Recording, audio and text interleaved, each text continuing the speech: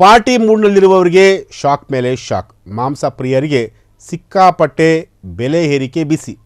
ಹೊಸತಡಕಿಗೆ mutton chicken rate ಎಷ್ಟಾಗಿದೆ ಗೊತ್ತಾ?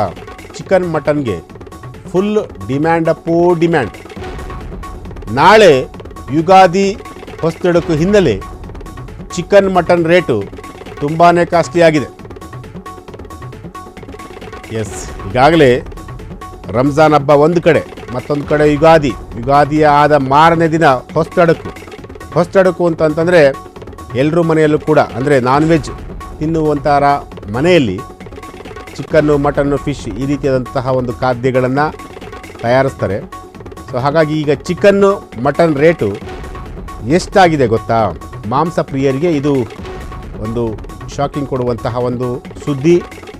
ಹೊಸತಡಕಿಗೆ mutton chicken rate ಎಷ್ಟಾಗಿದೆ? ಹಕ್ಕಿ ಜ್ವರ ಇದ್ದರೂ ಕೂಡ ಮಾಂಸದ ದರ ಏರಿಕೆಯಾಗಿದೆಯಾ ಅಥವಾ ಕಡಿಮೆ ಆಗಿದೆಯಾ? ಎಸ್, ಮತ್ತೊಂದು ಬ್ರೇಕಿಂಗ್ ನ್ಯೂಸ್ ಬರ್ತಾ ಇದೆ ಈಗ. ಹಕ್ಕಿ ಜ್ವರದಿಂದ ಇಳಿಕೆ ಕಂಡಿದ್ದ ಮಾಂಸ ದರ, ಆದರೆ ಹೊಸತಡಕು ಹಿನ್ನೆಲೆ ಮಾಂಸ ದರ ಏರಿಕೆಯಾಗಿದೆ.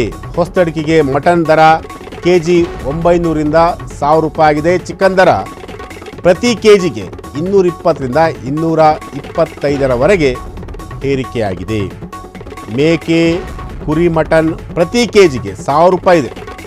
ಹಕ್ಕಿ ಜ್ವರದಿಂದ ತೀವ್ರ ಇಳಿಕೆ ಕಂಡಿದ್ದಂತಹ ಕೋಳಿ ಮಾಂಸ, ಆದರೆ ಯುಗಾದಿ ಹೊಸತಡಕು ಬರ್ತಿದ್ದಂತೆ ಕುರಿ ಮೇಕೆ ಮಾಂಸ ರೇಟ್ ಸಿಕ್ಕಾಪಟ್ಟೆ ಹೈಕ್ ಮಾಡಲಾಗಿದೆ.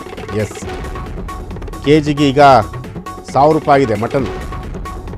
ಚಿಕನ್ನು 220ರಿಂದ 225 ರೂಪಾಯಿ ಆಗಿದೆ. ಹಕ್ಕಿ ಜ್ವರದಿಂದ ಒಂದು ಸ್ವಲ್ಪ ಕಡಿಮೆ ಆಗಿತ್ತು. ಹಕ್ಕಿ ಜ್ವರದಿಂದ ಕೆಲವರು ಚಿಕನ್ ತಿನ್ನೋದೇ ಬೇಡ ಅಂತೇಳಿ ಡಿಸೈಡ್ ಮಾಡಿದರು. ಆದರೆ ಹೊಸತಡಕು ಅಂತಂದಮೇಲೆ ನಾನ್ ವೆಜ್ ಇರುತ್ತೆ.